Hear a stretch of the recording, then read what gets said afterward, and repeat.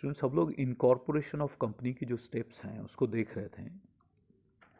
Page number 38 पे हम लोग पॉइंट नंबर 5 को हमको देखना है इस वीडियो में, और पॉइंट नंबर 4 तक लास्ट के वीडियो में हमारा हो चुका है। देखिए, प्लीज़ रेफर करो। So finalize the memorandum of association and article of association. Two important document the memorandum and article of association have to be submitted along with the application for incorporation of a company.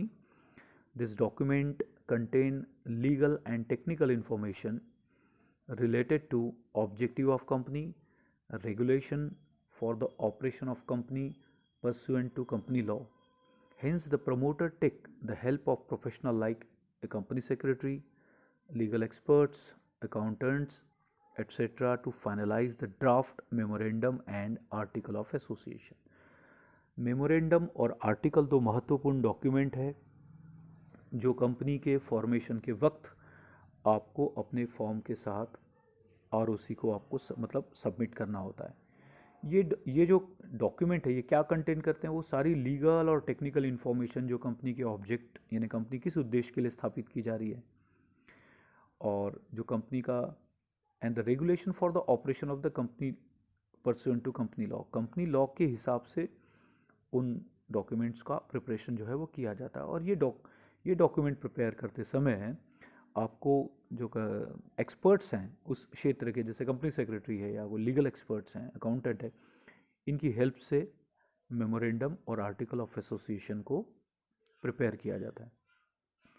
In case a proposed public company wants to list itself with one or more stock exchange, promoter should send a copy of the draft of memorandum of association and article of association to such stock exchange for their reviews and suggestion.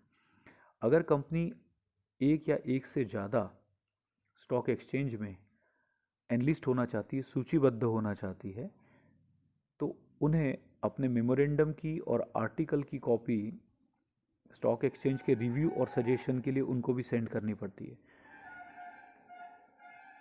प्रश्न ये है कि stock exchange में आपके enlistment की क्या आवश्यकता है, तो इसके लिए स्पेशल चैप्टर जब रहेगा हम इसके ऊपर डिस्कस करेंगे।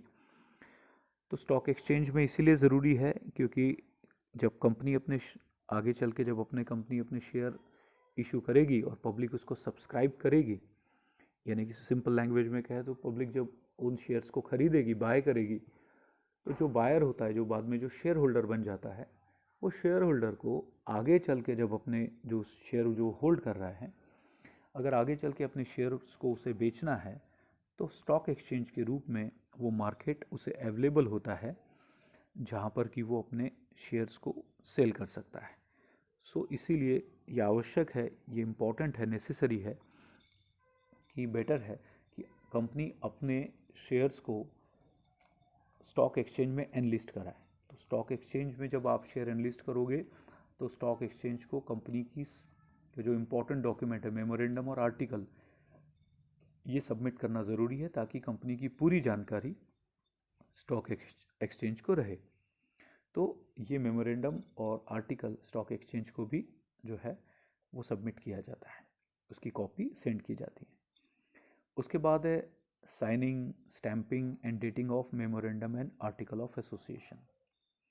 The memorandum of association and article of association must be signed by each subscriber to the memorandum and shall add his name, description, address, occupation, etc. in the presence of at least one witness who shall attest the signature and likewise sign and add his name, description, address, occupation. जितने भी subscriber है जो memorandum में अपना नाम दे रहे हैं, उनको मेमोरेंडम और आर्टिकल को साइन करना ज़रूरी है। जब साइन करेंगे तो अपना नाम, अपना पूरा एड्रेस, उनका और ऑक्यूपेशन क्या है, उसकी पूरी जानकारी देनी पड़ती है। उसके अलावा उन्होंने जो साइन किया वो किसी न किसी एक विटनेस के, गवाह के मौजूदगी में वो साइन होना चाहिए। जो व्यक्ति रहेगा, गवाह रहेगा, वो उनकी सिग्नेचर को ऑथेंटिकेट करता है, अटेस्ट करता है कि हाँ भाई, ये जो व्यक्ति जो साइन कर रहा है ये वही व्यक्ति है जिसके नाम से ये सिग्नेचर है, वो खुद ही इस व्यक्ति ने इस डॉक्यूमेंट को साइन किया है। और वो साइन करने के बाद उस विटनेस को भी खुद की साइन, खुद का एड्रेस, ऑक्यूपेशन, डिस्क्रिप्शन देना पड़ता है। So after signing the memorandum and the article of association need to be stamped as per the Indian Stamp Act 1899। Indian Stamp Act के हिसाब से जिन डॉक्यूमेंट्स को स्टैम्प करना ज़रूरी होता है, उतने रुपीज़ का स्टैम्प या उतने रुपीज़ के स्टैम्प पेपर पे इस डॉक्यूमेंट का प्रिपरेशन और साइन आपको करनी होती है। The stamp duty depend on the authorise share capital of the company. तो ये जो कितने का उसको स्टैम्प ड्यूटी लगेगी, ये किस चीज़ के ऊपर डिपेंड करेगा कि आपने ऑथोराइज्ड कैपिटल कितनी, आपने जो अपने मेमोरेंडम में जो आपको सारी बातें मेंशन करनी होती है, कंपनी का ऑब्जेक्ट क्या रहेगा, कंपनी का ऑब्जेक्ट क्लॉज होता है, उसमें नेम क्लॉज होता है, डोमिसाइल क्लॉज होता है, उसमें कैपिटल क्लॉज होता है। तो कैपिटल क्लॉज में आपको मेंशन करना होता है कि कंपनी की जो ऑथोराइज्ड कैपिटल है वो कितनी रहेगी। तो जितनी ज़्यादा आपकी ऑथोराइज्ड कैपिटल रहेगी, उसी प्रमाण में, उसी प्रपोर्शन में आपको स्टैम्प ड्यूटी पेड करनी पड़ेगी। And varies from state to state, और स्टेट टू स्टेट उसमें फ़र्क है, किसी स्टेट में कम या किसी स्टेट में ज़्यादा, राज्य में फ़र्क है।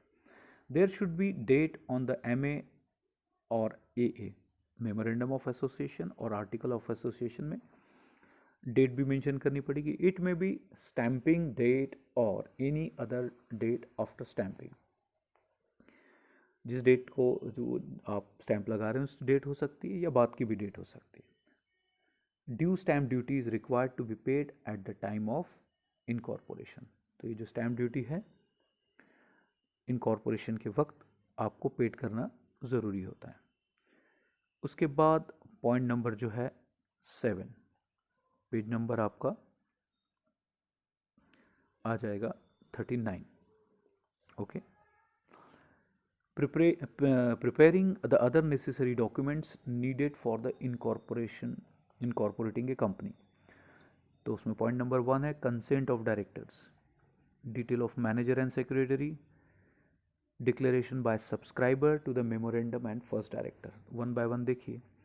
तो मेमोरेंडम ऑफ एसोसिएशन और आर्टिकल ऑफ एसोसिएशन के अलावा जो और आवश्यक डॉक्यूमेंट्स आपको इनकॉर्पोरेशन करते समय आपको सबमिट करने हैं, तो इसमें पहला है कंसेंट ऑफ डायरेक्टर्स। जो डायरेक्टर है, फर्स्ट डायरेक्टर या प्रमोटर्स है, उनकी सहमति पत्र लगेगा आपको, जो आपको सबमिट करना पड़ेगा। A list of person who have agreed to be the first director along with their written consent should be prepared. Their personal detail, DIN, proof of identity, interest in other firms or companies, etc. should be included in the list.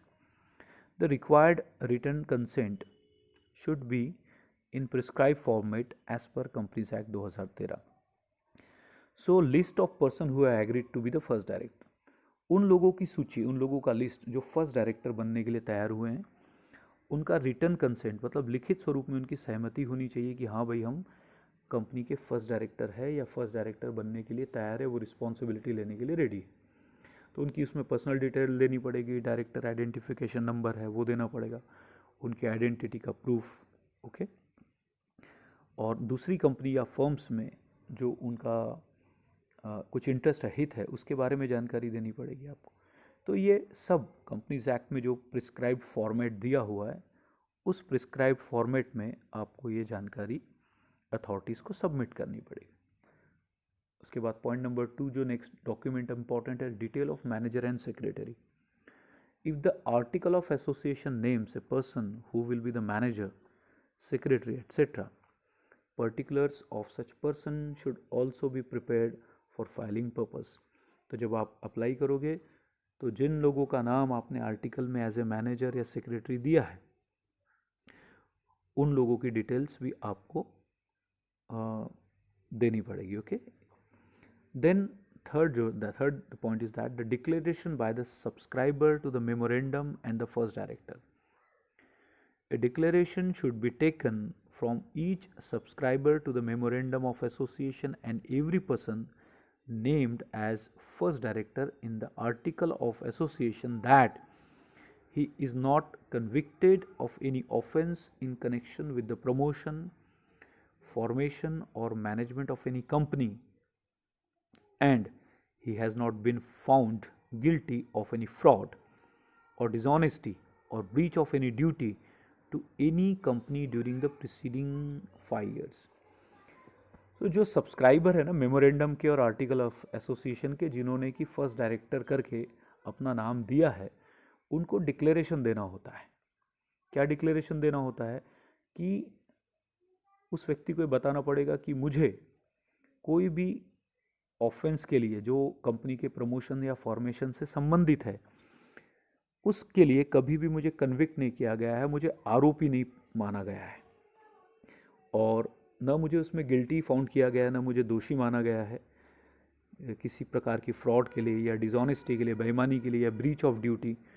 Breach of duty का मतलब होता है कि आप कर्तव्य विमुख होना या अपने कर्तव्य का पालन नहीं करना। ऐसी बात के लिए मुझे पिछले 5 साल के दरमियान कभी भी दोषी नहीं पाया गया है। इस प्रकार का डिक्लेरेशन जो है वो फर्स्ट डायरेक्टर्स और मतलब जो सब्सक्राइबर है मेमोरेंडम ऑफ आर्टिकल के, उन्हें इस प्रकार का डिक्लेरेशन देना होता है। They also have to give an undertaking that all the documents filled with the registrar of companies are correct, complete and true. उन्हें ये भी अंडरटेकिंग देना पड़ता है, एक वचन पत्र, कि भाई जो भी डॉक्यूमेंट्स आरओसी के पास दिए गए हैं उसमें दी गई सारी इन्फॉर्मेशन जो है वो कंप्लीट है, करेक्ट है, ट्रू है, सत्य है, उसमें कुछ भी गलत या है ना खोट नहीं है। उसके बाद पॉइंट नंबर जो 8 है, that is address for communication and notice of registered office address. At the time of incorporation, if the proposed company has not decided its location of registered office, the promoter have to give an address for communication. As per the Companies Act 2013, a company is required to have a registered office within 30 days of incorporation. So Companies Act के हिसाब से incorporation के 30 दिन के भीतर आपके पास एक पंजीकृत कार्यालय, एक रजिस्टर्ड ऑफिस होना चाहिए। उस समय अगर आपके पास में कोई कार्यालय नहीं है, ऑफिस नहीं है, तो कम से कम किस एड्रेस पे कम्युनिकेशन, संचार, संवाद किया जाएगा, उस एड्रेस को आपको आपके डॉक्यूमेंट्स में मेंशन करना ज़रूरी होता है। Then point number 9, obtain a statutory declaration from. आपको स्टैट्यूटरी वैधानिक डिक्लेरेशन लेना पड़ेगा। किससे? नंबर 1 देखिए, an advocate, practising company secretary, a cost accountant और chartered accountant who is engage in the formation of the company. जो एडवोकेट या practising company secretary या कॉस्ट अकाउंटेंट या चार्टर्ड अकाउंटेंट जो कंपनी के फॉर्मेशन की प्रोसेस में एंगेज है, इन्वॉल्व है, उस व्यक्ति का स्टैट्यूटरी डिक्लेरेशन।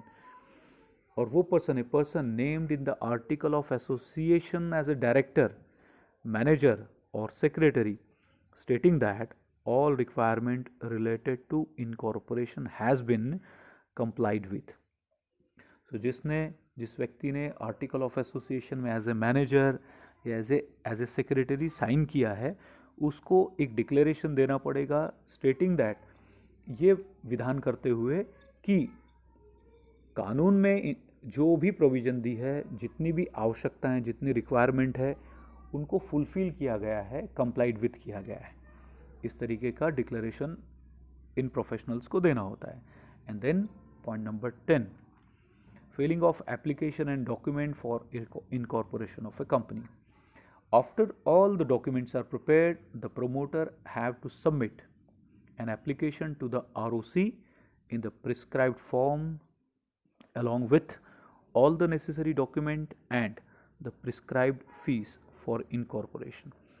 तो ये सारे इम्पॉर्टेंट डॉक्यूमेंट नेसेसरी फीस के साथ जो है वो प्रमोटर्स को ROC को सबमिट करनी होती है। इस तरीके से ये आपके जो है इनकॉर्पोरेशन की जो प्रोसीजर है उसमें जो स्टेप्स इन्वॉल्व है, ये 10 स्टेप आपने इन वीडियोज़ में देखी। Okay, thank you.